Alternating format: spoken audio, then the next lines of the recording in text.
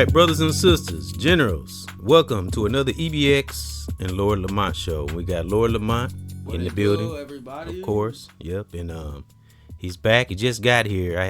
I was trying not to rush him. He really didn't get a chance to get comfortable like he wanted to, but hope you're okay and he'll settle in as we always do. Yeah, and it was my fault. I was 15 minutes. Oh, you good? You all right? You good? You good? Late and whatnot, but you all right? The bus speed and all that. Yeah.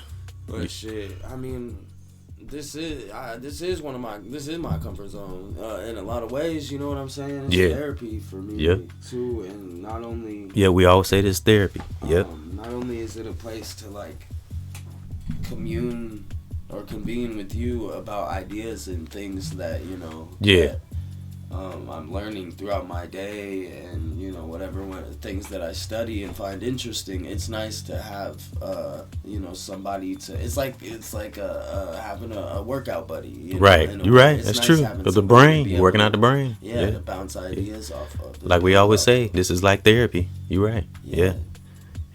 As you can see on the banner, and we spoke on this in recent podcasts about ancestry, and ever since Lord Lamont mentioned that dream he had about an Indian ancestor, what he said it was an Indian ancestor that came to visit him.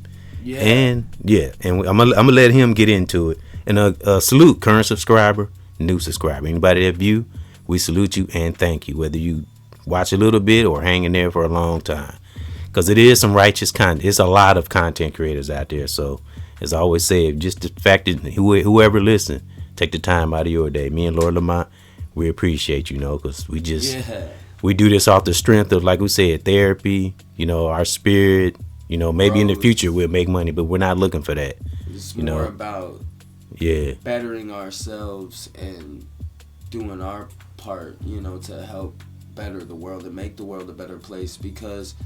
And I'm going to go ahead and quote Kanye. People like to say that Kanye sounds crazy. Right. And, first there, everybody's like, he's a genius, da-da-da-da-da. Right. And then he's crazy, da-da-da. But now, and it's funny because I saw some people, a thread about this on the internet, people talking about it, and it was a clip of when one of the times he went off on the Ellen show. Yeah, I think I remember that. Before she got taken off the air, which, by the way, she's like possibly like a serial killer or whatever. There's like mysterious. I don't want to get into the celebrity gossip. And all that, but she has some allegations. Yeah, about that she killed her two past. Allegedly. Yeah, allegedly. Remember the guy? Wives or husbands or whatever. Right. Remember the guy died on her show. Remember he mysteriously died with Twitch? Yeah. Remember he used to dance and everything? Seemed like he had depression. And you know how much money that brother was making? They said he damn near owned the show. They said he was like an executive producer or some shit. And a writer. A lot of people didn't know that. Yeah. That's sad, man. He was lovable too. Rest in peace and power. Yeah, rest in peace to Twitch. He was an amazing professional dancer. Yeah. And he brought fun to the show. He did. And to be honest, before all the allegations, before I really knew Ellen, I thought the show was pretty fun. Me too. And looking back, it's because of Twitch and the good writers and on her team, which is all the people or a lot of the people that came out saying that she was terrible to work with and she was trying to basically dictate them. We've heard the term "birds of a feather flock together," right? Mm-hmm. You know who was a partying buddy? Yeah. None other than Epi, right? Jeff Epstein. Well, probably him too. P. Diddy. Oh, the Diddler. Oh, yeah. He was on her show multiple times. He was. I remember. And they talked about partying and all that. They did. And when you look at Ellen, before you even know about the allegations, you look at her like, man, she's cool. She seemed nice and sweet. Like a good successor to Oprah. You just never know. Right. Behind that smile is the evil of Hollywood. But but anyway, back to the quote. What he had said is, Kanye? Yes, okay. Kanye Back West. to Kanye. And it's crazy because going back and looking at some of the interviews and the stuff that he's saying, and now with like all the stuff that's come out later and that's happened, like this stuff with whoever he partnered with when he made Yeezys. Was it like Versace or something or Louis Vuitton or something? There was and they ended up trying to oust him out of, or maybe it was Adidas and Louis Vuitton. I remember that. Adidas and Louis Vuitton. They basically ended up trying to blacklist him out of Hollywood and out of business on that major national and global level. But he stuck around, and that's and the stuff that he's saying though actually is like it makes sense. And one of the quotes, all I can say, everybody who got opinions, walk in his shoes. Yeah, see how you is. Right, exactly. And I was actually listening to one of Kevin Hart's line in his, I think his most recent stand up. He said we don't plan to be crazy. Sometimes crazy just happen. Right. Because he was talking about the Will Smith thing. He said Will Smith didn't know that was gonna happen. Right. He said. Well, he made a joke out of it, kind of, but he was like, he said, keep my wife name out your blah, blah, blah, blah, blah, blah. He said he didn't know he was going to do that. Crazy just jumped out his damn body. Right. Yeah. His heart was telling him, you know. Mm-hmm. And I know whenever we do comedy, I'm going to have to bring that back up because I forgot how some of the jokes Kevin say be hilarious. But, yeah, he is funny. And especially when he gets the crowd going with him. Yeah. And, like, he knows how to really tell. Because, it was a debate. Too.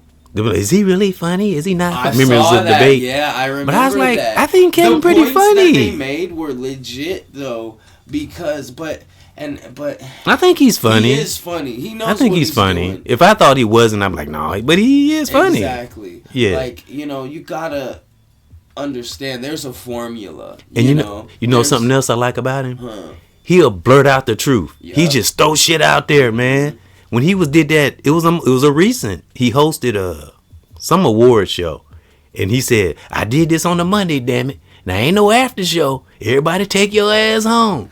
He said it gets slippery. No, he said ain't no after party. That's what he said. Yeah. He said it gets slippery in them after parties. Everybody looked all weird and uncomfortable.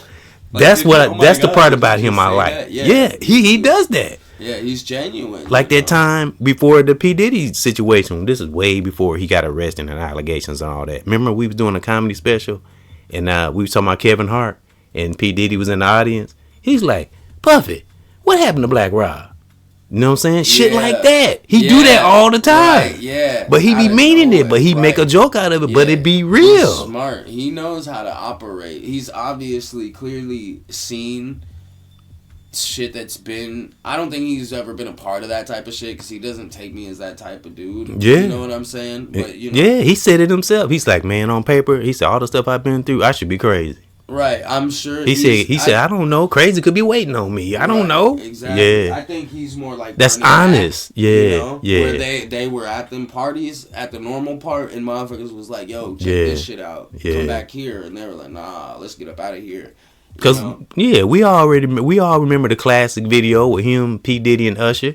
And P. Diddy blurted out that dumb shit. Yeah. He's like, and he looked at the camera. He's like, man, did you just hear what he just said? He said, we ain't gonna just act like Puff Daddy didn't just say that. Mm-hmm. Yeah, so. That shit was wild, too. And Kevin Hart is known for he's very detailed. That's why he's a good, what'd you call it when you're joning on each other? He'll find something on you and he'll attack it. Yeah. He knows, and that ties into. I'm glad that you said that because that ties into. That was something that the article that was the debate about, like, is Kevin Hart really funny? Right. And it was because he clearly is an intelligent man that understands the formula of comedy and how to set up a punchline and deliver a joke and carry the wave of energy of the crowd and and to the point where it's like. He's so good at it, right? That he could recycle jokes, and still it would be funny. Did you ever hear him and Jamie Foxx on the Foxhole? Yeah, remember they was joning? Those are two of the funniest people. He tore they ass up. Even Jamie said he took a L. He said, man, I had to take a L. Kevin tore. Man, he got Jamie roaster. And everybody that was in that studio. He tore they ass up. I bet, and his shit be so funny, rapid fire, quick. Too. Yeah. Yeah. Because at first he was getting Kevin. Yeah. But then Kevin came back, tore his ass up. What was you finna say? What was you gonna say? There was a streamer named Reggie that's a really famous streamer that streams with Kai Cenat. Kai Cenat's the biggest streamer, had the Mafia-thon 3 stuff. Hold that thought. Dion calling. I don't want it to be no emergency. Hold on. Dion. Hold on. What's up, Dion? Didn't answer. Oh. Hold on, y'all. Got an answer. What's up, Dion? What's good? What's up? We in the middle of a podcast, so you on the microphone. What's up? Oh, tell him I said what's up. So what? Oh yeah, yep. What up, Dion? Is everything all right? Yeah, What's wrong? nothing. I was just calling to let you know if you do stop by. We ain't there. We still visiting mama. Oh, y'all at the hospital? Yeah. Oh, okay. Everything okay? Okay. So yeah, So try to let Aaron I said what's up. he heard you. Yeah, what up, brother? Yeah. Okay. Well, I'll see y'all soon. See you soon. Okay. Be safe, family love. Bye. Yep. Yeah. His mom back in the hospital. Damn. Yeah, she got out, then she went back. She got this nauseation in her stomach. She can't eat, so they're trying to figure out what is it that's making her not eating. She's getting sick and She stuff. doesn't have to have surgery or nothing. I hope it's nothing. Well, they might have to put a camera down Right. her throat to I see forget what's what it's making her called. not It's like want to a eat. gastroscope or something. Yeah, so she's scared about that because they got to put her under. But she said they talked to her, said it'll be fine. Right, that shit is scary. Yeah, but I had to get that, y'all. Real life. But Life doesn't stop. no. But me and Lord Lamont, we always have a positive intro. This is how we talk when we ain't even on the mic. So sometimes we get to talk, we forget. Okay, let's get to the show. We forgot we had a show. Like, I still haven't said the quote yet. Yeah, but that's all right. Cool. Yeah. We gonna get into it. Oh yeah, and did you have anything else left that you want to finish on Kanye before we get to and it the wraps it all topic? together too Yeah, with Kevin Hart and stuff too. So Yeah. that's why I was glad that we had that little segue off over there for the minute. But so the quote is I understand the importance of everyone living a beautiful life, you know, Okay. at the most beautiful life they can.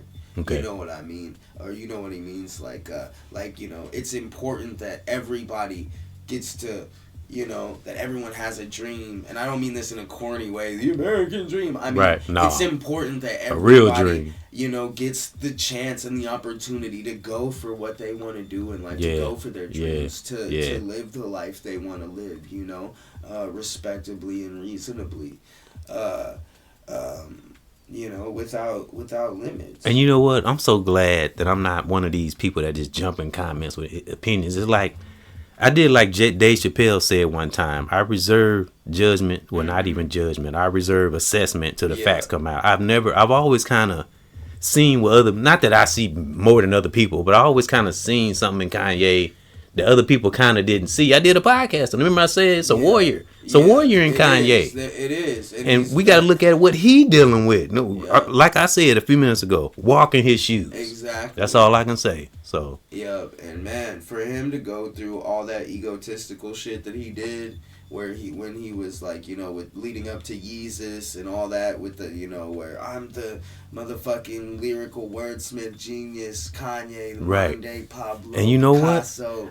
What? I like his strategy. To honestly, genuinely breaking down in the public's eye, mind you, like, so with, you know, hundreds of millions of people watching him and wanting to know what he's doing and what he's got going on. And going back to his roots and being like, yo, I'm gonna find God again, you know, like I'm gonna I'll say kick it with God real quick. Has Kanye been in any freak offs? Has he been involved in any sex trafficking? No. And even when he's always been one of those people like Kevin Hart, like what's his name? Damn, dude. And I know he dresses. What's his name? The other comedian. The pimp, the short dude that was on Shannon Sharp. Damn. Oh, Cat Williams? Cat Williams, yeah. He's also like Cat Williams, where he's always been vocally against that shit, talking about, you know. Remember the brother, I didn't mean to cut you off. Remember the brother, we had the last podcast we did actually with the comedy. Remember I was trying to remember the dude that was on Def Comedy Jam that said, if you could make it through Apollo? His name was Ricky Harris. Oh, Ricky Harris. He was the guy that got shot in Tales from the Hood. He was the one that it was Ricky Harris. Yeah. He was an underrated comedian. A lot of people, he was known, but he wasn't out there like some other comedians. Right, like it's like the underground hip hop scene, right? Like if you know hip hop type shit, you know, you would know KRS-One. But your casual listener might not know KRS. He was actually pretty funny. Same thing, but with comedy. So we're gonna have to, next time we have a comedy heavy hitters, he'll probably be our tribute. Cool. So you, because I don't think you really know who he is. So you, but if you see him, you be like, oh yeah, I've seen him in movies. Right. You'll know him when you see him. Exactly. His name Ricky Harris. Yep. I don't know. He died young too, man. I don't know what he. I had did a podcast about him, but for some reason I remember deleting it. I don't know why. But yeah, that was just some information. But like he said, Kanye. What's that quote you said? Kanye said again about living your dream. Oh yeah, that he wants to help other people, and and realizes that his decisions and his ideas and what he does influences so many people on a big enough scale to the point where it's like you almost have to be responsible and respectable to set a good example, because there's literally people, whether they believe it or not, are gonna consciously and subconsciously do what you tell them to do, right? Or do what they think you're telling them to do. And I know I know he like wears stuff over his face and all that. I think that's really just to protect himself from being assassinated. And I tell you, Kanye is a genius. He is.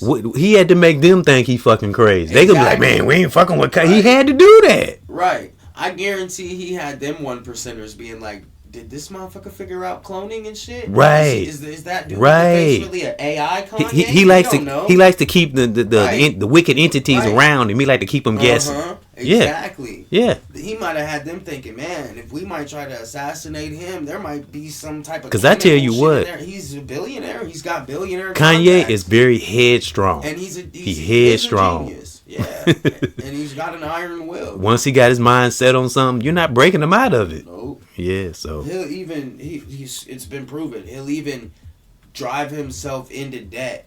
Yeah. To even prove his point. He'll even ruin all his business contacts, allegedly, burn all his bridges to prove his point if he feels it's the right thing. And look at him he came back from that $50 million debt and shit, and he went on to make a fucking $1 billion shoe company after that, All right. Plus his music. We got to get into this ancestral journey. But one more thing. What do you think Tupac would think about Kanye if he was still alive? You think they would? Tupac would rock with Kanye heavy. If Kanye would have been around in Tupac's era, probably still be alive. They would be clicked up. Yeah. They would be clicked up, and I don't think that we would have seen Tupac become the 96 Machiavelli Tupac that was the angry fucking killer, basically, that when he got out of jail, he was a whole different person. Man, it's so crazy to see his interviews from from when he was still dancing and shit, when he was young, so innocent. First that's what I said about Michael Jackson and many others. To like 96, when he was putting out his last album, right before he died, and he wouldn't go anywhere without a bulletproof vest, trunk full of guns. Matter of fact, there's a famous video of Tupac driving when he first moved to LA, and all those people swarm him, and this was still young Pac, and actually this sparks a debate about that a lot of people have, that Pac had kind of got to this point where he was elevated above all that shit, but still went to LA, to the hood, basically, because he wanted to stay with his people and bring the people up with him and show the world that he was authentic and one of us. Shit. I get that, but in the interview, or in the video, it's all these people rushing him. He's trying to drive down the street, and that old it's like an old brown car. It was like a caddy or something. In the back of that, in the trunk, there's a tons of AK-47s and shit. It's the day he moved to LA or whatever. And it's, he leans out the window in the video. I'm sure you've seen that video. Right. Yeah. All right, well, let's get on this ancestral journey, because we can talk about that anytime. R.I.P. Pac. Yeah, there's so many stories about Tupac, boy. Yeah, ancestral journey, but they too, I guess Tupac is an ancestor. We all gonna be ancestors one day, so this applies to everybody, to be honest. Yeah, and that's why I wanted to make it a broad perspective. It's just an open field discussion. It's not no one, it's all types of ancestors. But we're gonna touch on some black ancestors and some Indian ancestor. Again, Lord Lamont had a dream about an ancestor that came and visited him, and wow, That's why I say, man, when you learning and discovering and speaking, and it's just amazing the things we come across. You know, like, Dad, I had a dream, and here we are talking about having ancestral journeys. Man, life is something else. You just never know what'll happen from one moment to the next. All right, I'm gonna let Lord Lamont go first. I got my last name is Farmer, for those who don't know, and I looked up some historian who last name was Farmer, but I'm gonna let Lord Lamont go. That's why we got the representation of the Hindu god on the banner. And I've showed this depiction before on songs and stuff. So I'm going to let Lord Lamont kick it off. And then we're going to have a hip hop break. And then I'm going to come back with, like I said, my last name Farmer, a historian that I didn't even know. He might be related to me, might not. But me and Lord Lamont, we're going to see when I get to reading it. So, all right, Lord Lamont, I'm going to let you go. You said you had some. Yeah, let me start this ancestral journey. Because he said his mom, we spoke on how, well, like I said, he had to dream about the Indian. And we think his mom may have some Indian in her DNA, her side of the family. I know for a fact because her grandma, her mom's mom is 100% Choctaw. I really wish we could call her and get her on here. I was gonna, and I texted her. I was talking to her earlier, actually. Well, I was talking to my 100% what? Choctaw.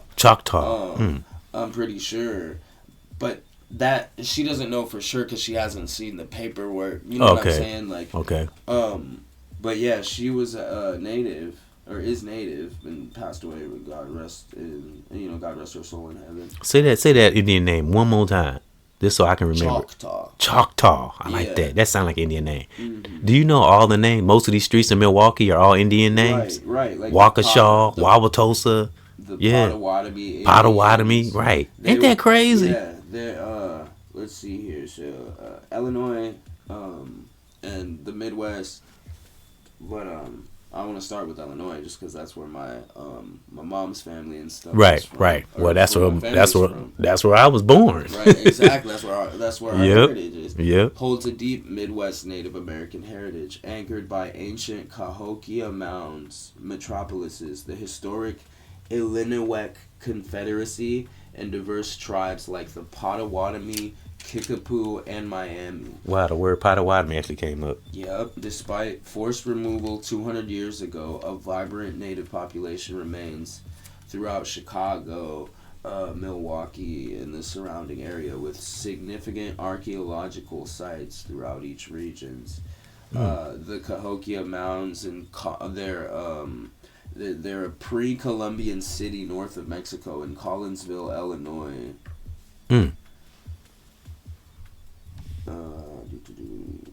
Peaking at around 1100 AD with roughly 120 earthen mounds. It's a major testament to the Mississippian culture. So it probably, if you follow the Mississippi, which that makes sense, a lot of the bigger tribes were set up around rivers and stuff. Okay. The Illinois Confederacy, or the Illinois, composed of 12 tribes, including the Peoria, the Kaskaskia, the Cahokia. And your mom's side is the what? Is linked into what? Or possibly all of these. Okay. Or one of these. The Ho-Chunk or Winnebago, the Choctaw, like you the said. Sauk, the Meskwaki. And these are all names of tribes. Yes, Indian tribes. Oh, wow. The Miami. I didn't know Miami was. That's native. Wow, yeah. Miami? Holy crap. Yeah. Kickapoo. They inhabited the Mississippi River Valley, and they were major allies of the early French settlers. So I'm sure that's where a lot of,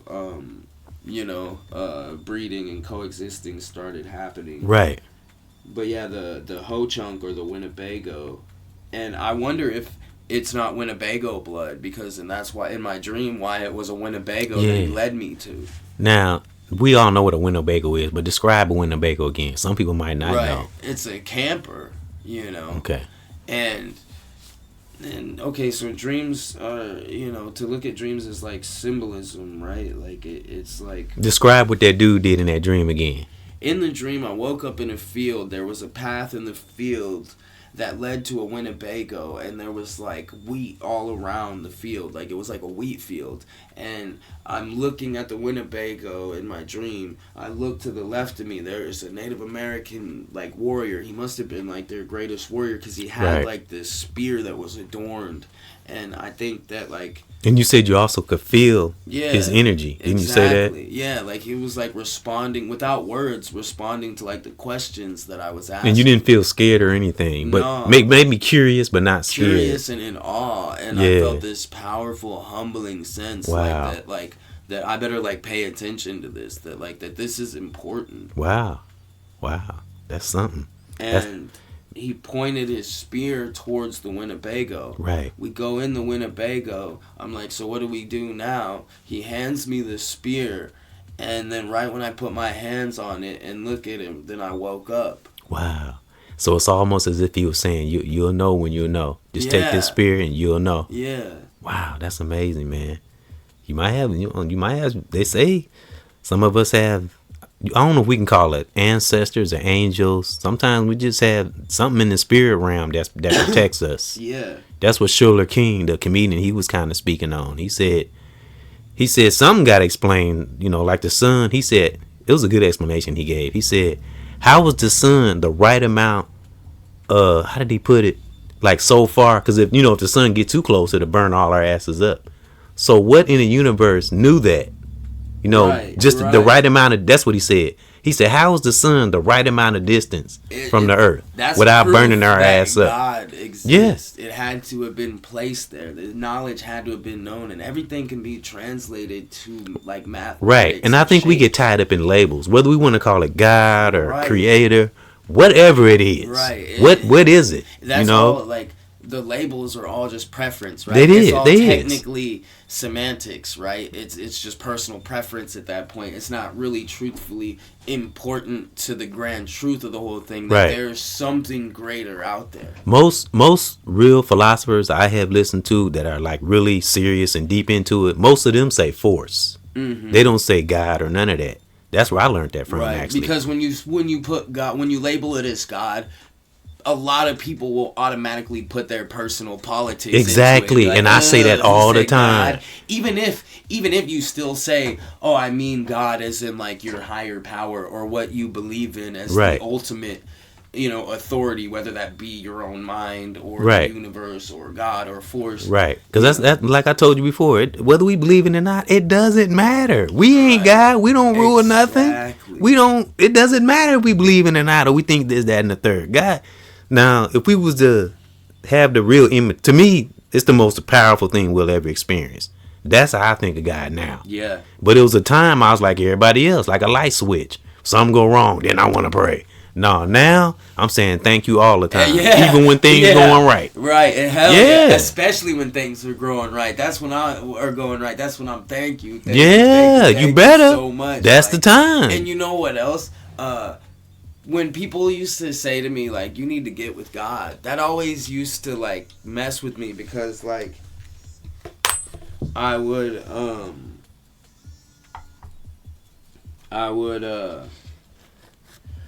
then, like, pray and be like, so what do I do now? Like, what do they mean get with God? And, like, right. And it's like, I just wasn't really, like, believing it, I guess. Because when I really start to feel it and, like, look around and it's like, man, God's always trying to talk to me. And your angels are always there. And then like we always talk about divine moments we can't explain.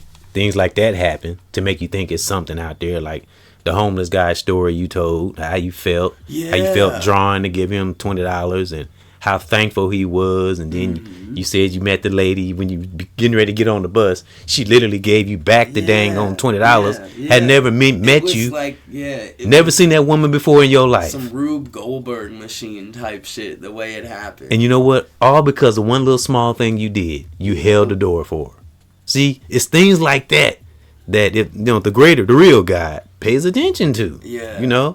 Or like the one time when I was on my way over here and I missed the bus stop when I was getting off the bus. Yeah. And I was like, as I was getting off, I was like, oh, my bad. I meant to stop. Like, or once I realized I missed the stop, I was like, oh, I meant to get off here.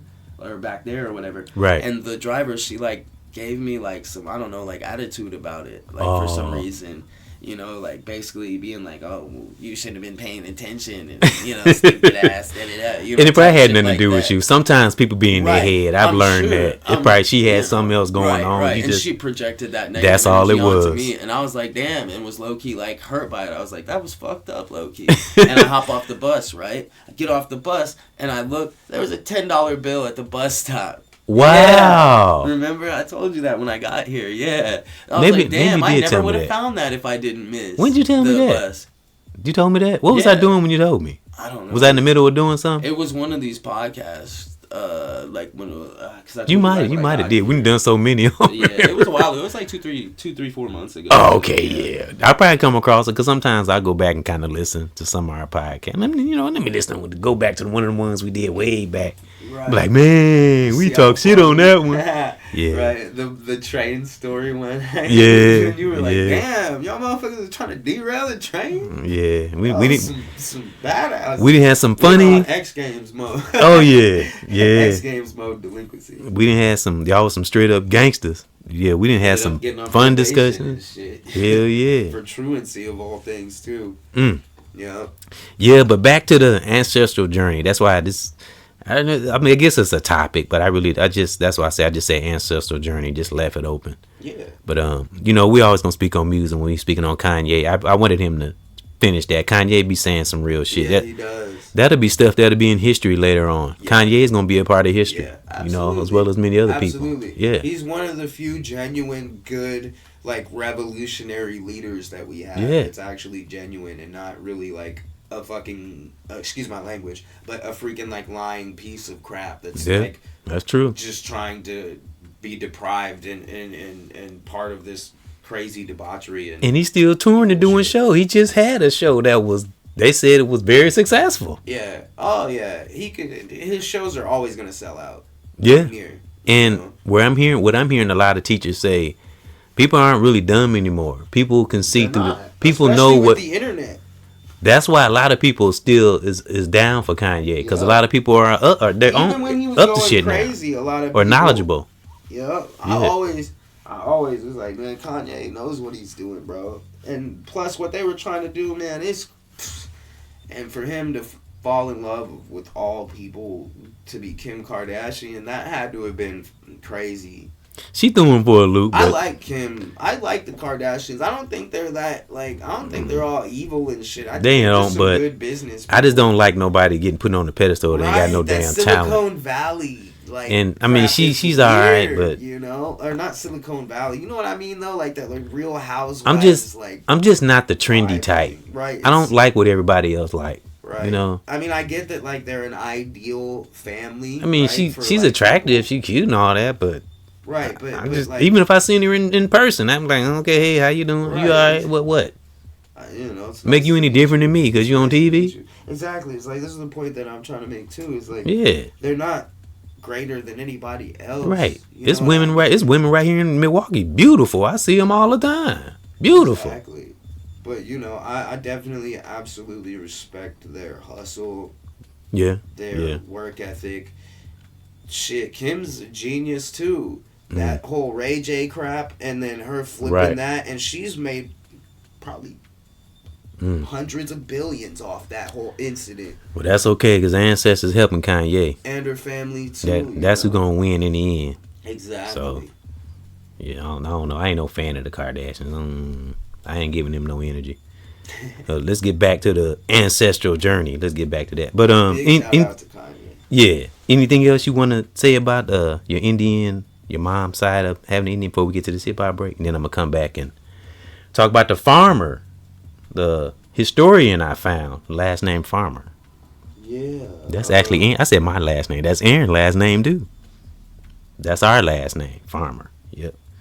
I'm gonna get into that. So Milwaukee's built on indigenous land, as we know, with its name derived from an Algonquian Potawatomian word. Milwaukee or Menwaking, meaning good land or gathering place by the waters. Historically home to the Ho-Chunk, Potawatomi, Ojibwe, and Odawa. The area was a key, thriving trading hub, and today Milwaukee holds Wisconsin's largest urban native population. Now, the question I hate to ask: were a lot of Indians slaughtered on this land? Probably, yeah. I've heard that, and the conspiracy theory is that's why all these violent things, all this violent stuff is going on. That would make a lot of sense. That makes a lot of sense because it's being paid for in blood, like, and it's, yeah.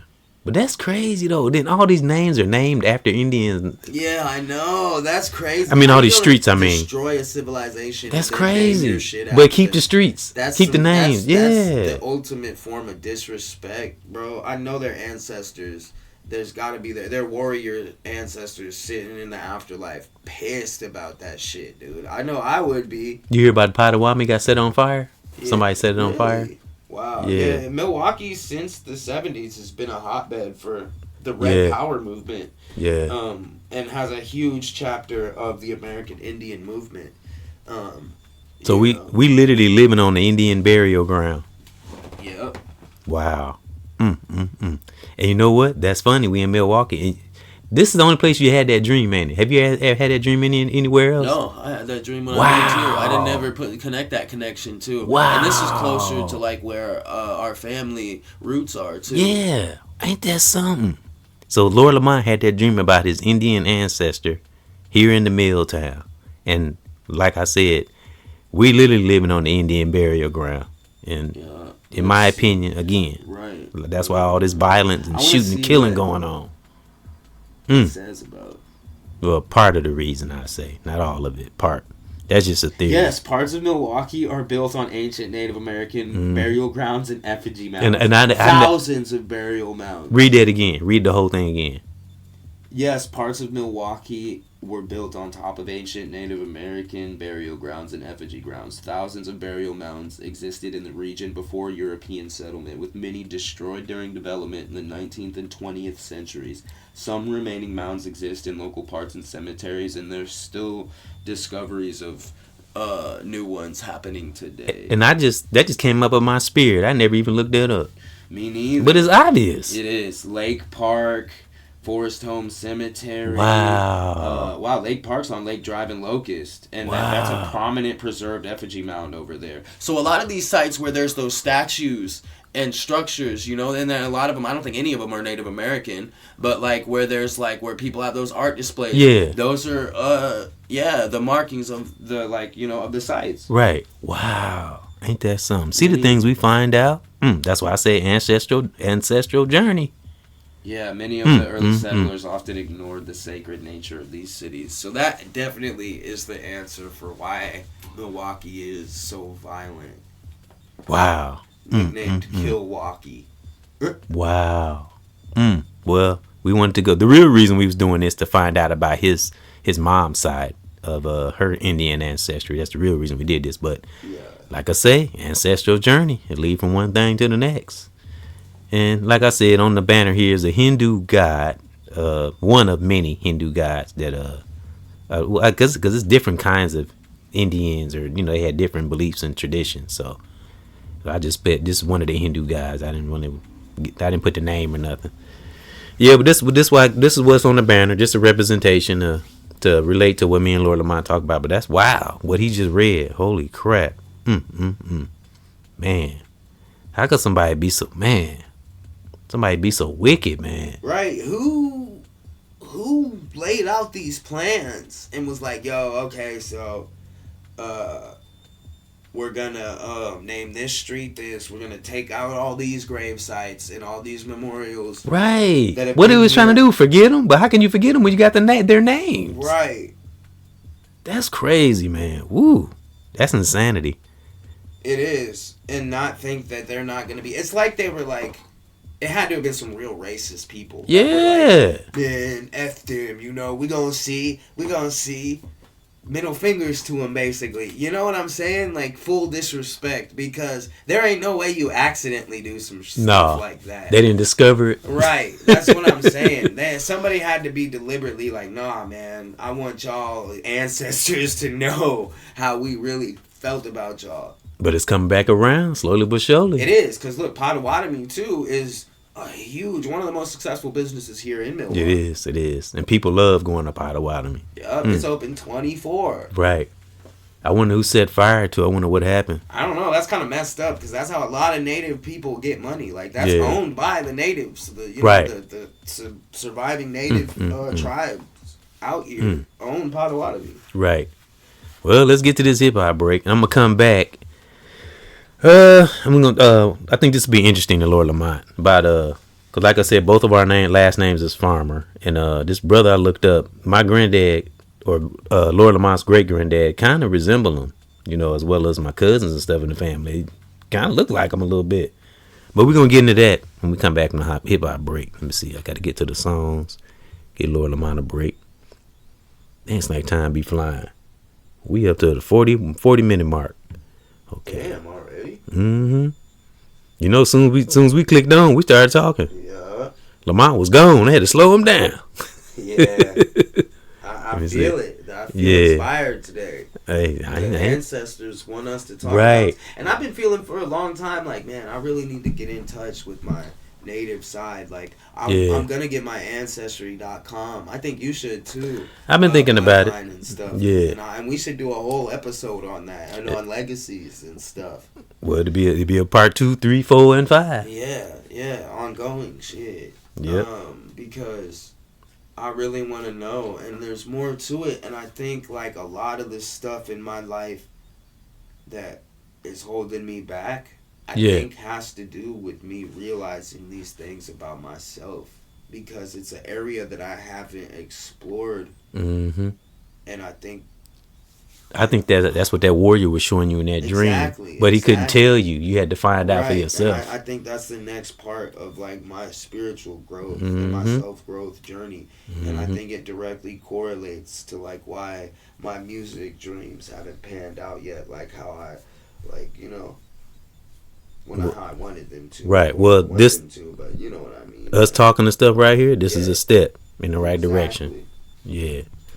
All right, the first song is Positive Energy. Speaking of positive, Lord Lamont said he was feeling it before he came over here. Nice. When he got here. Yep, he said he was feeling positive. So the first song is Positive Energy. The next one is let me see. What was the next one? Divine Design. Yeah. And we're gonna be back, and Lord Lamont gotta hear this about this dude that was a farmer. Yeah. Oh yeah, I can't wait. I couldn't believe it. I said, man, I just said I'm just gonna punch in something, see what come up. Oh, and that's another thing with the ancestry. If he is related to us, it will show up there. That's how we can find out. Yeah. You're right. Wow. Well, let's get to this first song. As I said, Positive Energy, brothers and sisters, spell breakers.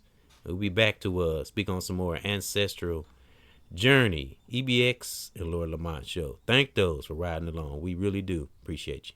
All right, be back after the hip-hop break. First song, Positive Energy. Here we go.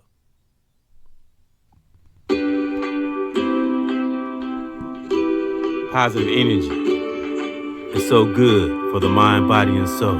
Brother, sister, family, salute.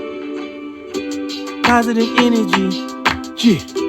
Positive energy, positive energy. Brothers and sisters, for good inside.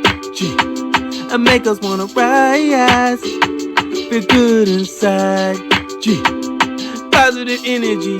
I feel good inside. Brothers and sisters, and make us wanna rise. Feel good inside. Positive energy, feel good inside. Rawr, I come like a fire. I keep on doing this with a great divine desire. I keep on reaching up into the sky. I try to tell the truth, and man, I never lie. I'm not perfect, but here I stand. I'm fierce, and yet a grown man. I try to be a good brother, never suffer. I'm never looking down, I'm too busy looking upper. I try to stay at peace, righteously. Trying to touch my brother, sister, family. Inside. Positive energy, positive energy. Brothers and sisters, man, it feel good inside. Make us wanna rise. I keep we're moving through. Try best to stay true. In this life, got a lot to lose. You've been through it, man, I have too. Never stop and I rock it out my soul on this hip hop. It's that melody, all in thee. I know what's thing going on in the streets, but I gotta stay strong while I do these songs. And I think, oh yeah, with that great divine zone. Yeah, all inside, we can rise. Yeah, straight up to the sky. Positive energy, it feel good inside. Brothers and sisters, yeah, and make us wanna rise. Positive energy, feel good inside. Brothers and sisters. Real talk, positive energy. Y'all heard Lord Lamont? Yeah, he was feeling it. Yep, and I do understand what Lord Lamont was saying about the Kardashians too. I don't want to just cut him down. I just don't feel it. I understand what you were saying, your opinion, but I'm just not feeling the Kardashians. I don't feel them either. But I understand what you mean, though. Yeah. I understand where you're coming from. Yeah. I've learned how to do that. Yeah, how to understand. But credit where credit's yeah, but. But yeah, no, that shit. I think it is counterintuitive. It works counterintuitively to put like a family, a picture perfect family on reality TV, and it's always gonna create a fake version. Yeah, but look, of, you know what I'm saying? What about? Okay, I'm gonna ask a question. Now, what's the dude name? Which one? The Caitlyn Jenner. Now, that didn't sound right. But you think if he didn't know them, that would have happened to him?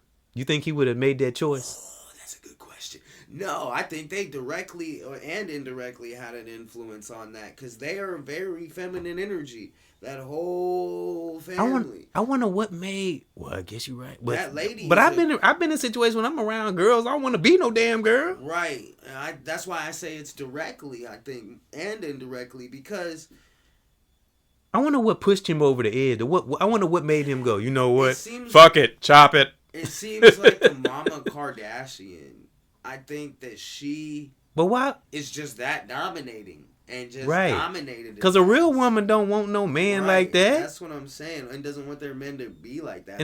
And people in LA are different. There's metrosexual men, which are basically men that act like sissified like that. It's like a bunch of bizarros in LA. Straight. Right. Yeah, it's weird. But then they talk all like, and they do the, oh, honey, and all that shit. But they're straight. There's a lot of people like that in LA. Would you consider that, him doing that, would you consider that a dysfunction?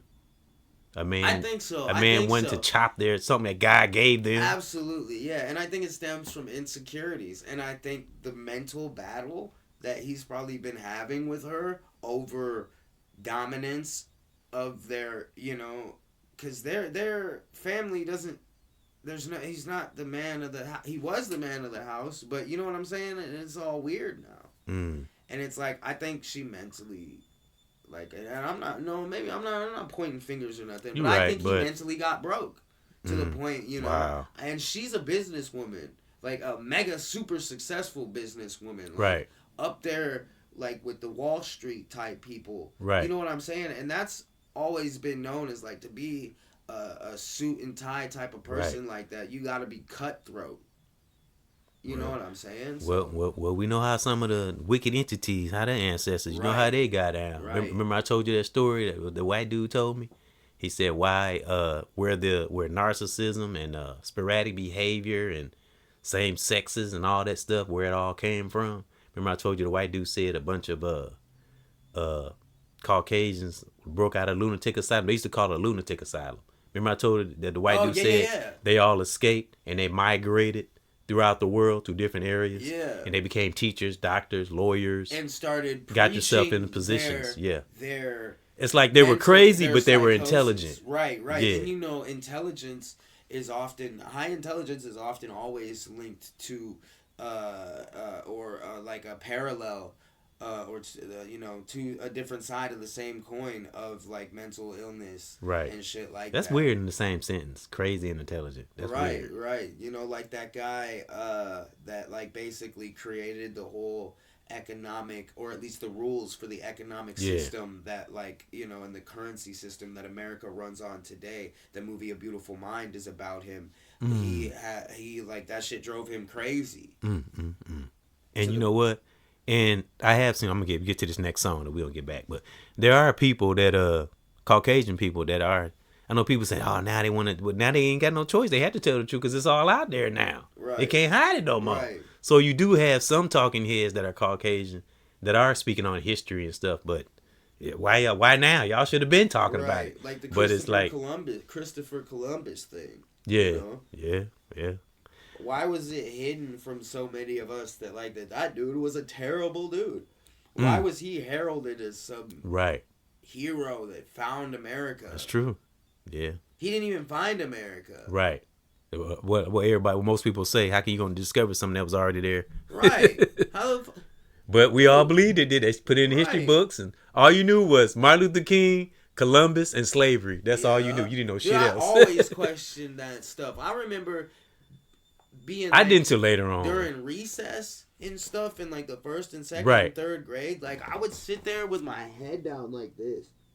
And I would just be thinking about, because I didn't want any distractions. Oh, and I would just be thinking about everything everything that the teachers were talking to So us you've about. always had that little question in the back of your mind about shit. That's dope. I was literally, in the second grade, I got sent to the principal's office. You was like a Kanye. You wouldn't believe in shit. Yeah, I was like, yo, I don't like the way America And there's a lot of people that thought like you. I'm not doing the Pledge of Allegiance for America.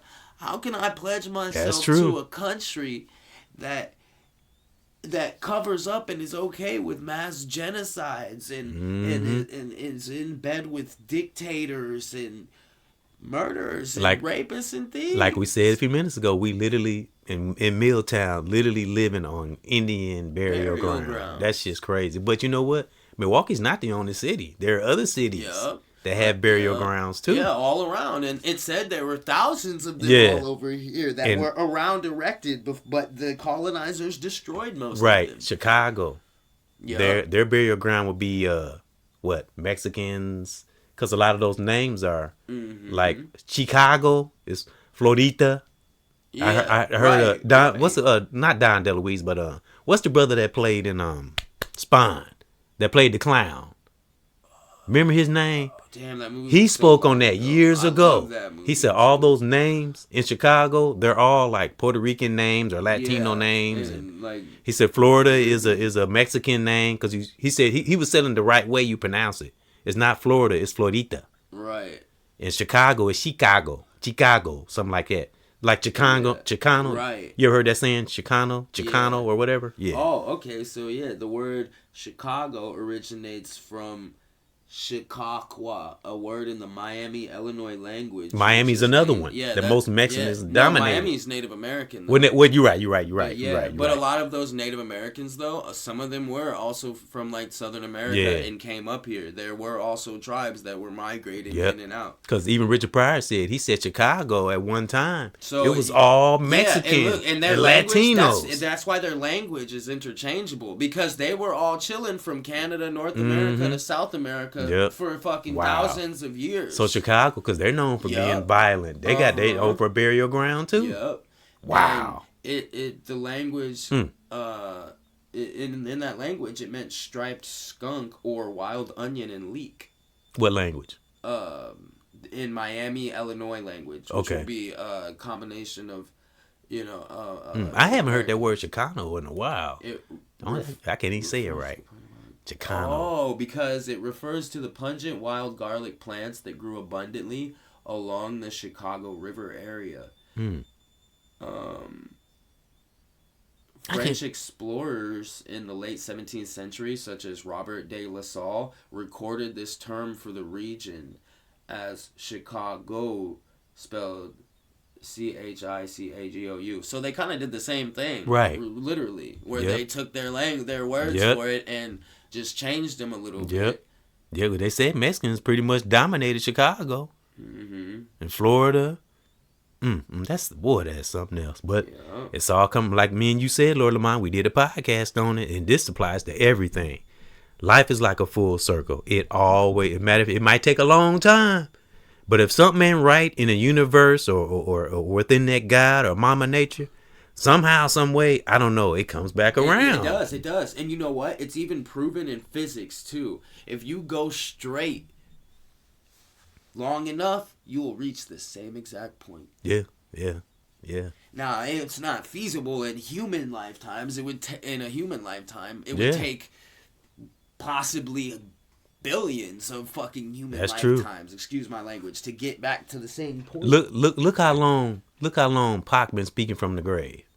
And we seeing more and more shit that he said coming to pass. Now, there's many historians like him now, not just him. Yeah. I'm just using him as an example. That rabbit hole goes deep. And DMX, same thing. Same with Trump, dude. Trump might actually be a time traveler, because if these people who have been running the world and have been in power so long to the point where, like, it looks like there's actual paintings of people in the 1400s, 1300s that look exactly like them. There's also books that talk about stuff like that. And apparently Donald Trump, like, the conspiracy is that Donald Trump Jr. bought a time machine because they figured out time machine. Wow. Went back in time to some era, and a dude wrote about it in this book from like 1903. Wow. Called like Sir Donald Trump or whatever. Wow. It's crazy. And like, and everybody knows that we talked about it in the last part, the Simpson cartoon they had to predict. Everybody know that. Yeah. The dude who disappeared that supposedly figured out time travel, that woke up, I guess, 2 years later with amnesia in a field and was homeless then from that point on for like 4 years till his brain fucking kicked back into action and he remembered. And he's documented and shit. Wow. Like, you know, and is back on social media now today. Wow. Well, let's get to this song, Divine Design. And he filmed the thing. Like, he literally throws like a battery or some shit through the thing. Right. Wow. It disappears. And that's the stuff they keep on lock. They don't want nobody to know that. For real. Always trying to keep the fucking power for themselves. Those Facebook and we know who they are. Of, you know, where it's like when you discover how to use water in place of gas. Right. And it's like the government, it's just like the government rolls up, a car window rolls down, you see a dude with sunglasses and he just holds up a silencer. And then he drives off. Right. You just cap the dude who figured it's just like cell phones and all that stuff been around for a while. We just didn't know it. All right. Well, like I said, you go back and meet George Jetson. Watch them George Jetson cartoons. They let you know right there. Them cartoons old as fuck. I did cartoon was out before you was even born. I've always loved the Jetsons. They show you right there in the cartoon what they had, what they knew. Yep. You know what I'm saying? Yeah. Oh, yeah. Another thing about Ellen DeGeneres. Did you know, and in that Kanye interview where he was going off, the picture in the background is a painting from some noble from the whatever that had commissioned in 1400, whatever, 1600 of a depiction of Baal, the demon that they would sacrifice kids to. Wow, that was on the Ellen show? It was the fucking painting in the background. Wow, and most people probably wouldn't even notice that shit. Exactly, right in front of our faces. Wow. They're sitting in front of it on hiding the in plain chairs. sight. Oh, laughing and drinking tea, making jokes like it's all chipper with them basically saying, "Yo, we rock with this." Ellen was in some dark shit, wasn't she? Yeah, this ancient demon that feeds on children's souls. That explains why her life was so fucking unorthodox. Yeah, that apparently has been in contact with. Toxic unorthodox, because I consider myself a little unorthodox. Yeah, but I'm unorthodox is not a bad thing, especially in but her life is bizarre. Yeah, I wouldn't call that unorthodox, although she is more of a bohemian, but I think it's more like she fucking with some dark shit. They're evil as fuck. They're depraved. When evil. The rumors that she moved to a whole nother I think so. She moved away. She did it, and Russell Simmons. Yeah. They said he moved away when them allegations started coming out. Russell Simmons said, "Fuck that, I'm out." They ain't trying to get picked up by the feds.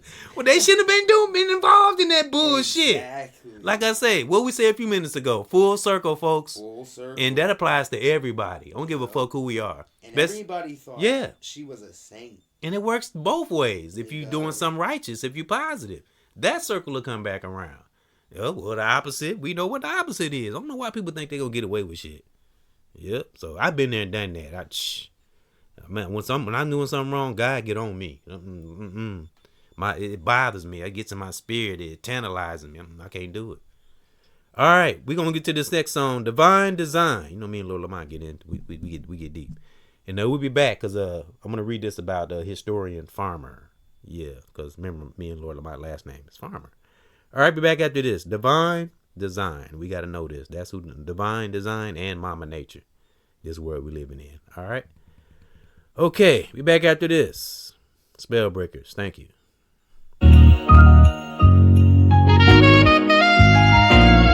Shit. EBX. Salute, Lord Lamont. All my children. Family. Shit. Thank that great divine for any gift that we had. Never take it for granted. Real talk. Let's go. That divine shit. I'm thanking you for giving me the gift to spit a rhyme, brothers and sisters, because we're living in the world of great creator design. Shit. I'm thanking you for giving me the gift to spit a rhyme, brothers and sisters, because we're living in a world of great divine design. I never take nothing for granted, and with this gift, I don't see no quit. I want your heart to be good and uplift. Yeah, in this life, watch out for the toxic twist. Keep that love, yeah, buried in our soul. Yeah, for my family, sister, and all my bros.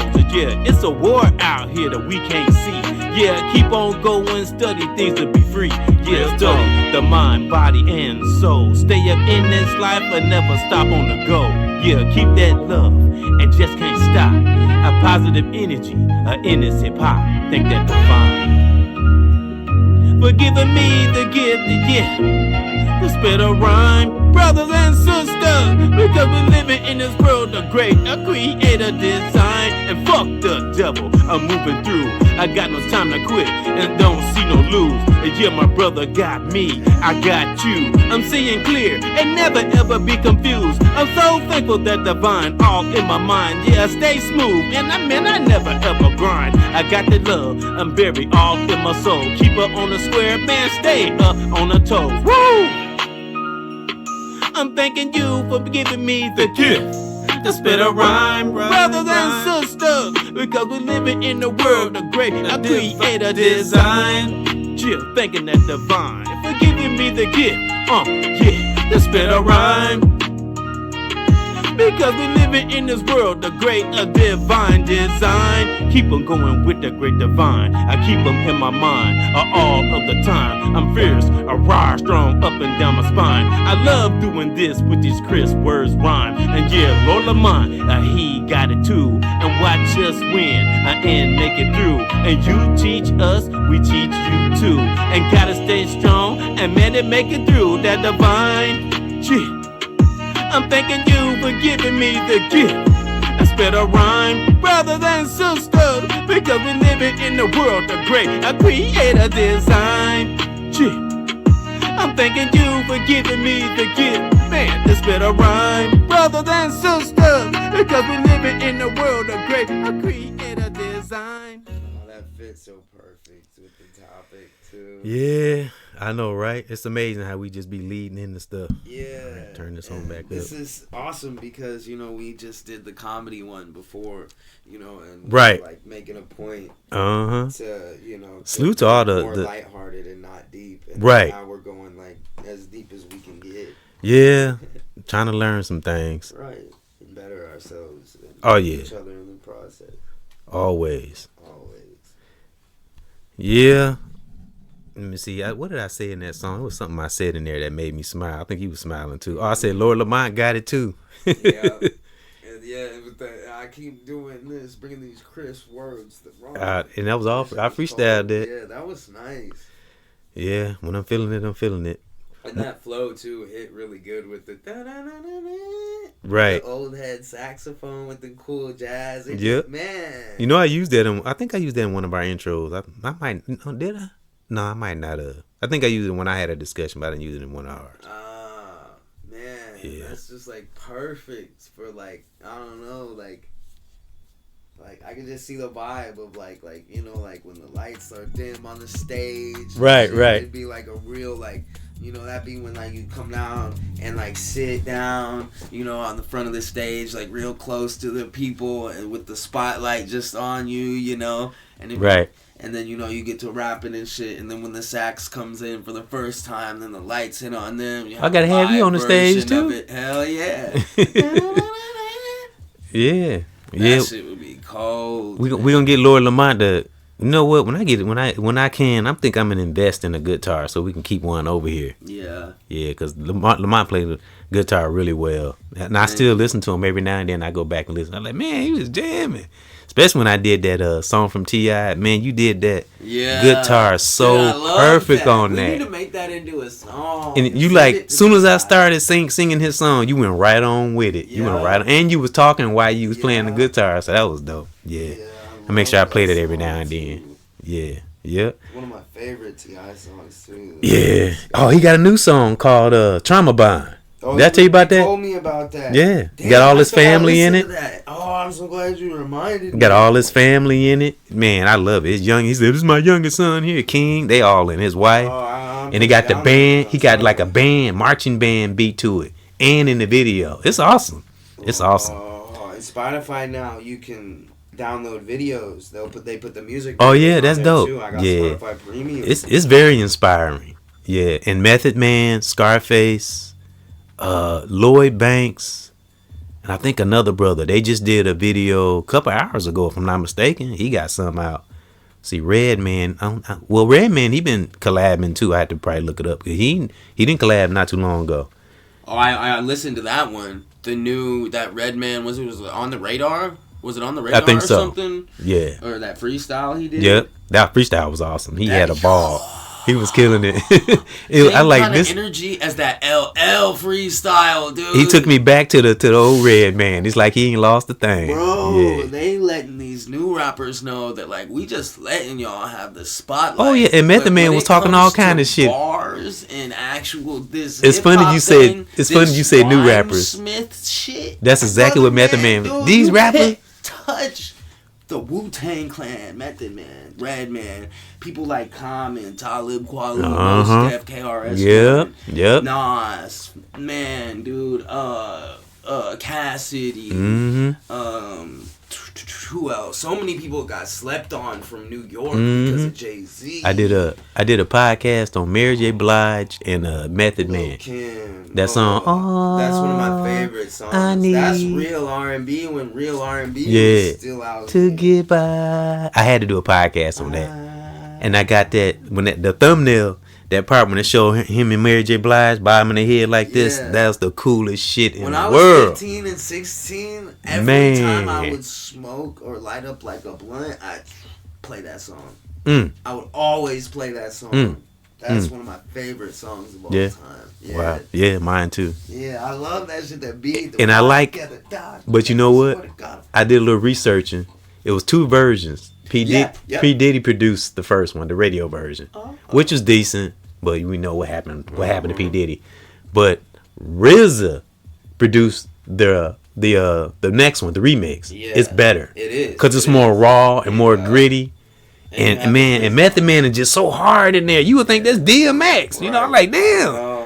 He was hard back then. Yeah. Method Man was. That's why he was my favorite Wu-Tang Clan. Redman said he was. He said they both was wild. He was my favorite. But I think Method Man was a little bit more wild. Method Man was crazy, bro. They're from Staten Island. Man. Yeah, he said Redman said Method Man wasn't no joke back in the day. They were the YNs from the era of guns flooding the streets and no cameras. Right.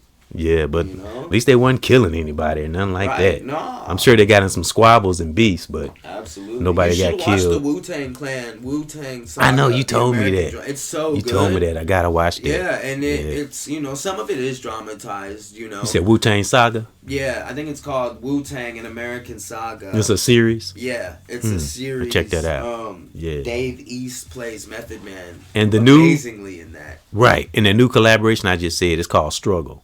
It's Scarface, Method Man, Lloyd Banks. I can't remember who else. Oh, Lloyd Banks. I can't remember who else. Legend. And as soon as I clicked onto it, I liked it automatically. I hadn't even heard the whole song yet, so I got to go back. and listen to it. Yeah. Young Buck. Yeah. Young Buck. I ain't heard his name pop up here lately. He doing his thing though. I didn't. The Truth. That's another really good rapper. I even came across this Christian rapper that he did a parody to T.I. song "Let 'Em Know," but it was Christian style. He could rap. It was dope. I subscribed to his channel. I can't remember what his name is, but it was dope. Yeah. All right. Well, let me get to this history because we is up to the hour break, and let me see. I almost messed up right there. All right, this brother I looked up who was a farmer. Let's go because we up to an hour. All right. Yeah. All right. So let's go. This because I want Lord Lamont to hear this. As I said, his name, my name. Our last name is Farmer. This is a great way to end it too. This is an ending point. Yep. And I hope those got something out of the Indian ancestral thing because that is a part of I can't even speak. Lord Lamont's ancestry on his mom's side. So I wanted to make sure I touched on that. And again, we literally in Milltown, and as I have always thought, he looked up. We're literally living on the Indian burial ground. So, but I swear, I know it's entities that don't like black people, but God, dog, they tried to rid every Indian they could off the damn face of the earth, didn't they? For real. God, and they dog. did it so nefariously too. They was putting diseases on the beaver pelts and coats. Wow. Dude. Yeah. They showing, there was tons of raping and pillaging. And I couldn't find the picture. I was trying to find some pictures for the banner. I couldn't find none. It's sad to think how many sex deprived, crazy soldiers that were out there. That were like, look at all these indigenous women. We can do whatever. Ain't nobody gonna tell us no. That's we messed can just up. say they attacked us. That's messed up. We got guns. But like I said, that circle has came back around though. A lot of them paying for that now. Yeah, and that's why, man, dude, they pulled them guns out. And when that initial conflict happened, shit, man, so many of them died right there that 70% of the tribes, upon after the first rounds of gunfire, gone. Said, all right, we're done. We ain't fighting. Wow. All their warriors were dead. They massacred so many, and they massacred a bunch of horses too. Rest in peace and power, man, to those who had their life taken in. Of horses. They don't talk about that, but there was also a horse genocide back then. Jeez. Because they didn't want the natives on horses. That's woo. That's you talking why about there's some not evil horses running around naturally. Right. In the Americas anymore. Damn. All right, rest in peace and in power. Yeah, to Indians who, nobody deserved to get their life taken, man, for real. Their whole way of life. Yeah, you're right. Not just their life, everything. Being a little kid. I know. One day, just all of a sudden, here come these strange figures on horses with all these strange, what to them and not giving a shit about nobody. Shit, destroying, tanks, or not tanks, but cannons and stuff. Crushing the trees and industrialization happening, to them that shit was Armageddon. Damn, that is terrible. I can imagine. I guess the Hopi Indians though, their shamans. Say that again. What kind Hopi Indian tribes, one of the oldest. Hopian. Yeah, Hopi. Hopi. Okay, Hopi. It might be pronounced Hopi. I don't know. Hopi. I've always pronounced it Hopi. Okay. But they're one of the oldest Native Americans. Their shamans predicted, I guess, the coming of the Europeans and all of that, and they were with deep, a deep culture. They were in touch with their spirit. Yeah, and so spirit science shows us that a lot of the Native American shamans, what they were doing, their practices were creating and balancing and transmuting basically energies, and the energies that they were creating and transmuting them to keep them in balance with the natural elemental energy of the earth and of the universe. They were in tune with here come these assholes come along fuck up every damn thing. And so they were told that they basically had three options, right? Like they could either fight, they could either choose peace, or some other one. I don't remember what the third one was. But a lot of tribes split up, and then you got the famous ones that went to war till their tribes were killed and stuff, the Apache and all those famous Native Americans that start showing up in our something George Carlin said? Rest in peace and in power, George Carlin. He said He said, have you ever heard of any cultures getting attacked other than ones that's colored? He said, think about it. He said, has there any been other, as far as genocide? It's always someone of color. He was like, if you're brown, watch the fuck out. We'll bomb your ass. Remember, you know how George Carlin used to talk. Yeah. He said, if you look out through history, it's always been something. I say anything of threat, but mostly those of color. You know. Right. It was. All right. Well, because we have had some. It's very rare, but we have had some Caucasians, you know, that didn't like the shit, that wasn't with it, but they quickly got rid of their ass. Some of them you probably wouldn't even know about it. They hid their ass away, you know. So, it's far and few. But let's get into this brother I looked up, what I thought was intriguing. I think Lord Lamont will too. All right, James Leonard Farmer Jr., 1920 through 1999. That's what I say. It wasn't that long ago. Is the most prominent historical figure with a name with this name, known as a major civil rights leader who co-founded the Congress of Racial Equality. CORE is got it in parentheses, CORE in capital letters, CORE. In 1942, he was a key organizer of the 1961 Freedom Rides and a member of the Big Six civil rights leaders. Key activist James Farmer Jr. was born in Marshall, Texas, to James Leonard Farmer Sr. and Pearl Marion Houston Farmer. All right, let me see. I had one more little, I think that was it. I want to show Lord Lamont a picture. Let me show you the picture. I'm going to show you a picture of your great granddad, but he almost looks like him. And we all got that same shaped head. For real. Yep. And that same serious look. Yep. Too, Yep. We're like serious about something. Yep. So just one more little thing. Let me see. Legacy. He was awarded the Presidential Medal of Freedom in 1998. Like I say, that wasn't that long ago. Violent philosopher too.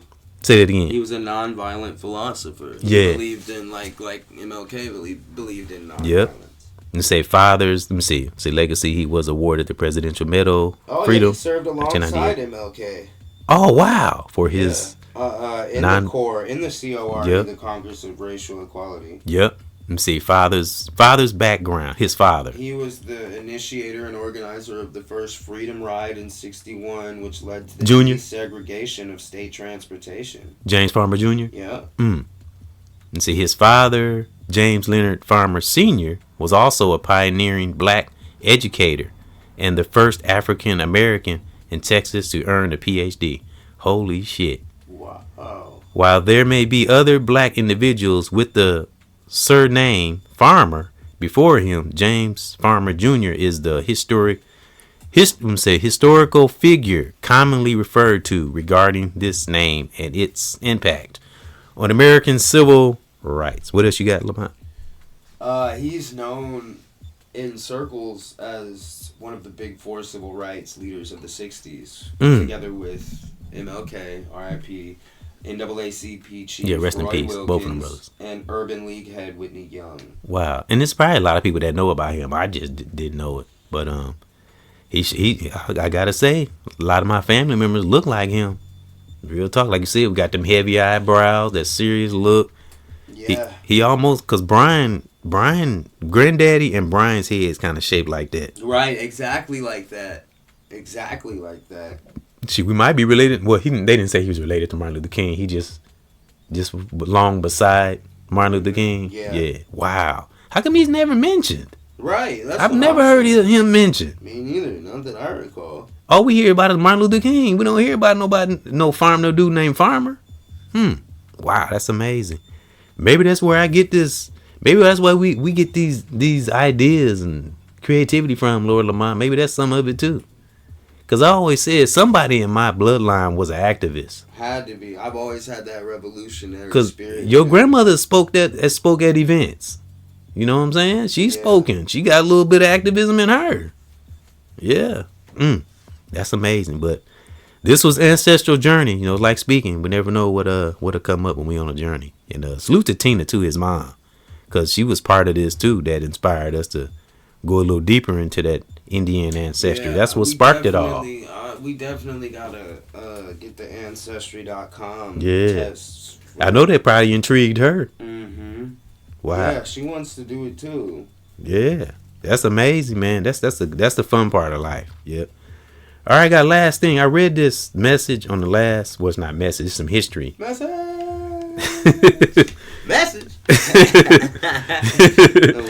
It remind me of He's a baby. I know. What was the name of that? Don't drink your juice while living in South Central. Don't be a menace. Don't be a menace while drinking your Central while drinking your juice and live. Yeah, that was funny. But I got some history I ran across. This sister, this is not mine. This is something I heard another sister say that a brother was posting about slavery. Somebody know. Okay, she said over 12,000 ships carried 12.5 million Africans to America. The names of the ships are not mentioned in any of the chapters of history. They always talk about the Mayflower and the Titanic and all that shit. Mm-hmm. That's what she said. And this is another thing she said. She said 1.8 million died just in the crossing from Africa to America. Yeah, a lot of them died in the boats too. It was pitch black. They were like basically laying together like cargo. Yep. And given the worst food. A lot of the ones, even with the food they were giving them, died. The ones that survived, they survived because they ate rats. And they ate people. Yeah. The other ones that died. That's disgusting. Drank their own piss and ate their own feces. Wow. Now let's stop on 1.8 million. Do you know how terrible it is? She said that's a lot. Now this is before they got to America and slaughtered more. Yep. 1.8 million. That's crazy, ain't it? Yeah. Damn. How somebody could... Damn. I just don't see how nobody... Me neither. You know what else is even more messed up about it? Is the cowards in Africa that sold out them tribes. That's true, because you had some that were of color that also were sellouts. Yeah. They were the one, and they tricked a lot of them tribes. That's true, bro. The ones that wanted to fight and were like, no, we're not giving up our land. Them motherfuckers were like, okay, well, and then they went and met with them, and they were like, look, y'all take these motherfuckers, and that, you know what, but you leave these motherfuckers. And that's a hard truth that a lot of us don't want to deal with. That the world hasn't got to that part. There were coloreds that helped.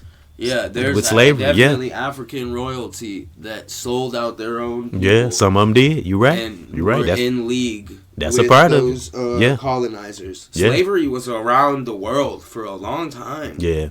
You know, it wasn't just Africans being slaves in America. You had slaves in all major countries of development, you know, in the first and second world countries. Europeans had slave farms in like France. Yep, and in the Dominicans and shit. And when we read about Joseph Bologna, remember we talked about he dealt with it. So. Pretty much anywhere that there was some type of big tobacco farms, big fruit farms, crops, stuff like that. Anywhere they could steal resources from. Yeah, they had slaves on them from all over from these tribes. So it wasn't just Africa. It was all over. It was, yeah. The Europeans, the white people been enslaving minorities. we say the evil ones. Yeah, not white people, and not every white person. A lot of white people feel guilty.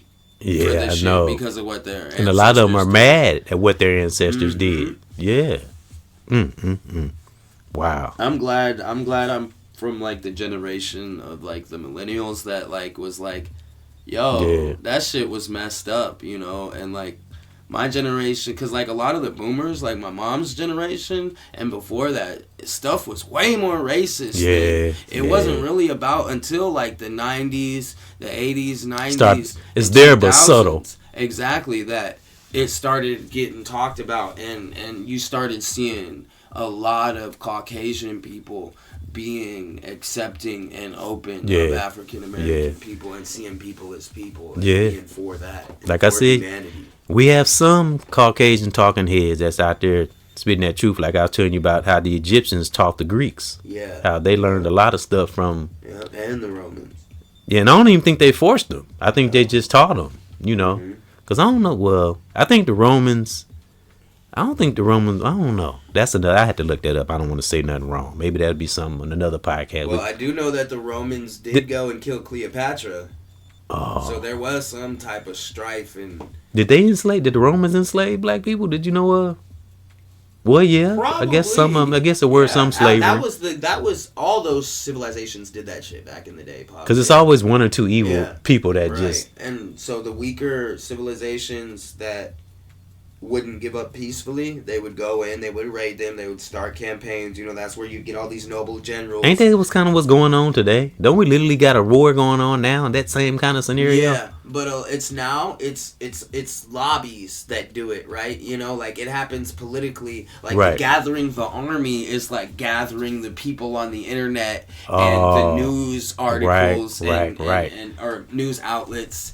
I mean, and getting the articles and the coverage of, you know, what you want these people to back. And then that's getting the vote and all that type of stuff. You know, that's how it's done now. Instead of it being like, oh, this person goes around and raises this big army. Right. And then they go and attack all these parts of random Mongolia or whatever the hell. Well, Mongolia was doing a lot of the attacking. But, what do you think about the ceasefire thing? Did you see that? Yeah, it said ceasefire for 2 weeks or something like that. I see the titles and the headlines, but I don't ever click on to it. Right. So what do you think? What do you know about that? The ceasefire and all that shit. I haven't seen anything about that. The last thing that I saw about the Iranian thing, other than that, is that we, the American people, absolutely do not want to go to war with the Iranians. I seen somebody say that. The Iranians don't want to go to war. Right, like just leave it alone. They just want to be left alone. Like Trump, they sit like down. The American people, they're at war with Trump's regime and that old world American regime of America trying to silently control the fucking world, which is never gonna happen. And one opinion I had. People got a right to fight for their country. You can't just go over there and make people do shit. You can't negotiate. You can't. Right. If you can't negotiate, think of the best solution possible. Right. Well, you don't want to give us this? Well, fuck it. We're going to bomb your ass. And we as Americans, or America, we're known as the worst people to negotiate with. Right. Because it makes us look like a bully. I don't want to bully every damn body. Exactly. It does. That's exactly what it makes us look like. And it's almost like Iran, like, all right. That's how the Middle East was before the internet happened and they started seeing how we actually are and we started seeing how they were. That's how they thought. They thought America's just a fucking bully that's trying to weasel their way in here, get our oil, and then they're gonna fucking kill us all. Right. And see, Iran, the reason why they don't want to send nothing, because they're not mad at the public. That's probably why they don't want to do anything. That's why they released that video. They know who the enemy is. So they're like, man, we don't want to do nothing to them because we don't want to be like America. So, you know, we're like, okay, all right, we trying to be peaceful. Yeah, all right. A lot of people are pointing the finger at Israel, and that Israel has some type of blackmail on Trump, and that's why Trump is doing everything that the Israelis want. Cause one like a month ago, he's like, yeah, we're gonna do this, we're gonna do that. Then now we're talking about ceasefire. Like, that's the second time I saw that, cause they said something about peace before. And Trump's talking about if they don't give up, we're finna delete their fucking ass. Literally. Why did he get on there and talk like that? Like, you ain't going over there to war. Right. Like, you know what's crazy? I saw this video from like 2015, I think it was. Maybe it was more recent. But Oliver Stone, which is a famous director, he directed like the Doors movie. Remember back in the day, like the 90s? Okay, he sat down with Putin and showed him this nuclear war video that's like avant-garde art movie about like a nuclear war where a world has a nuclear war. Yeah. And you know, to try to put into perspective what it, you know, realistically what a nuclear war between major countries would be. And Putin sat through it completely silent, and at the end was like, a nuclear war will destroy everyone. Yeah. Nobody wins. Mm-hmm. Yeah. Exactly. You know, so sometimes because it's easier to say this shit, but it's like you said, he saw the visual. Exactly. That's the good thing. Now that's the good thing about technology. Mm-hmm. It can at least assimilate what, you know, because people we're how can I explain it? We are a visual people. We have to, when we see something, it does something to us. Like, oh wow. Because saying it, it's good to, you can imagine all that, but seeing it, actually seeing it. But we've seen movies with a shit like that. We know what can happen. So. Exactly.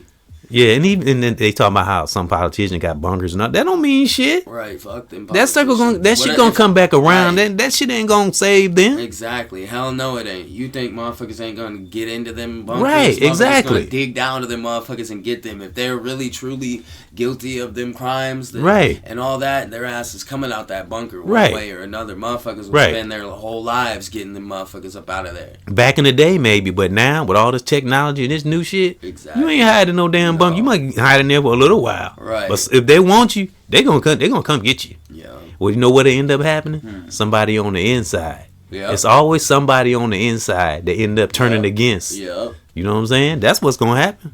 You're like, fuck this Trump. I ain't finna die for you. Fuck that. Right. He right here. Yeah. Let me go. So it's allegedly. Allegedly, yeah, because I don't know. These are just opinions, you know, like anybody else. To a lot of people, or what I've gathered from what I've been like researching and you know, observing and seeing in threads and comments and stuff, is a lot of people, it looks like Trump is in bed with the Jewish ruling class, the richest of the Jewish people, who also happen to be the Israeli country and government that they do got their hates hand the Middle East, right, and believes that they are the true holy leaders of that area, and they got their foot in everything of the world. Yeah, and they've said time and time again, we will kill all you motherfuckers. They have video. You know what they did when they, like, all that stuff was going on? Israel was attacking those places in the Middle East, and like right on the, and also right on the border of Israel and whatever that other country is. Right. The Israelis, they go and they sit there, civilians, and they cheer at people that they can kill on the other side. Literally, yeah, it's crazy. Wow. Well, I but apparently, so those people have some type of blackmail on Trump. I got a video I literally just made with DMX on the front. Remember that song? How it go? Baby, it's gonna be okay. Yeah. She used to tell me that when he made that song about his grandmother. Yeah. I did a podcast about that with him on the picture. When he was looking up at the sun, when he had on all black, that black trench coat. Iconic. He was speaking to his grandmother. Yep. So I used that, and the title of it was Great Divine Watch Over Us. Just watch over us, please, and wherever we are in our part of the world. So that's what that video was about. Awesome. And I didn't really speak on the war or none of that, but that was in my mind when I said that, you know. So, all right, well, we did touch on Ancestral Journey. You know, y'all know we always add other stuff in there. This is stuff me and Lord Lamont be talking about when we ain't on the mic. But yeah, that was just a part of it. But the real reason we wanted to do this was the Ancestral Journey. I think we took a heck of a journey. Oh yeah. Yeah, we really found out some things. So I don't know when, but there's going to be a part 2 to this. Yeah, because I want to go even deeper, you know, and talk about it. He said I should look up some ancestry stuff about us, and well, that's part of it. The farmer dude, so that's part of that rabbit hole. Yeah. But before we now thank those for coming in to another EBX and Lord Lamont show. We thank you, and we love you. Please like, comment, and subscribe. Yeah, y'all heard him say it. I don't never say it, so y'all heard him say that. I'll be the one to say it. So you can say it. I'm too old school for that shit. No, I just never think about saying it. I don't mind saying and it. everybody says it, so you know, it's like I don't want to be like that guy. And it's like, come on. I don't know. It's sound like a parrot. Like, share, subscribe. Like, share, subscribe. Like, share, subscribe. It does help, and we do want to reach more people. Yeah, because I even hear big platforms say that. Like, exactly. Make sure, like Nino Brown, he always say, I love Nino Brown's content. He has the greatest content. Yeah. Yeah, he like, share, make sure y'all hit that like button and like, share, and subscribe. We the business. I love Nino Brown. Ain't he funny? Yeah, he been more comical lately. He been really funny. He has some really good content. I love good content creators. I be having a ball. Yeah, so that's what we got to do. Have fun. You know, we look at the deep stuff, but have a little fun, because I love my comedians. Me and Lord Lamont, we love comedy and hip hop, but we have our deep stuff too. So, which we speaking on today. But Lamont, you want to say anything positive before we sign them out? We about to get up out of here. We an hour and a half. Something pertaining to the ancestral journey. I'll say that's a good way of. I got a challenge for our listeners, right? It's this. Go talk to your elders of your families about your heritage. Yeah, because I want to talk to your grandmother about my great granddad. Mama, I don't ever hear nothing about grandmas and grandma's dad and their parents. So I am gonna talk to them. I might even get mom on the mic. Might let her say it on the mic. Might get her on here. That's been in my spirit too. I've been wanting to do that. And our cousin Mike, your great cousin Michael Taylor. I don't know if you ever met him. He called me one day, asked to see how I was doing. We had a nice conversation. Yep, I think that was Thursday maybe. I talked to Michael, something like that. Yeah, so he doing all right. Good. That's what's up. We had a long, good conversation, man. You see, I called you, Uncle Terry, and get your number. Yeah, yeah. I picked up the phone. He's like, "Who is this? I'm looking for Eric." I said, "Man, this is Eric. Stop playing." That's how he is, though. He ain't changed a bit, but he done been through some things, you know. Right. Yeah, so we had a good conversation, man. It was nice. I told him I thanked him for calling, you know. Yeah. So yeah. All right, well, Lord Lamont said what he wanted to say, and we're going to sign up out of here. This has been a long one. But, yeah, get into your ancestry, folks, and look up different things. And not just that, anything. Just explore. I'm telling you, just leave from one divine, divine too, but it's exploring the mind and searching in history, man. It's beautiful. And all started with a dream Lamont had about his Indian ancestry. Wow. I'm glad we had this discussion. Yeah, so yeah, we're gonna ride out here, folks, and this is, I don't know, we, like I said, speaking is like a journey. So like I said, tap into that knowledgeable part of ourselves and learn some stuff. We'd be amazed, brothers and sisters. And Lord Lamont and myself, we thank you, and we want the best for everyone, brother, sister, family in the world. And again, this has been an ancestral journey, and it's probably be a part 2, 3, and 4. Yeah, because I want to go deeper, but definitely a part 2. So stay great, stay strong, brothers and sisters, and may that great divine just keep us protected, keep us prospering wherever we are, you know, on this ancestral journey, or this divine journey we on. You know, stay vigilant and stay whole within, brother, sister, family in the world, online. Lord Lamont, myself, we thank you and salute you. Salute.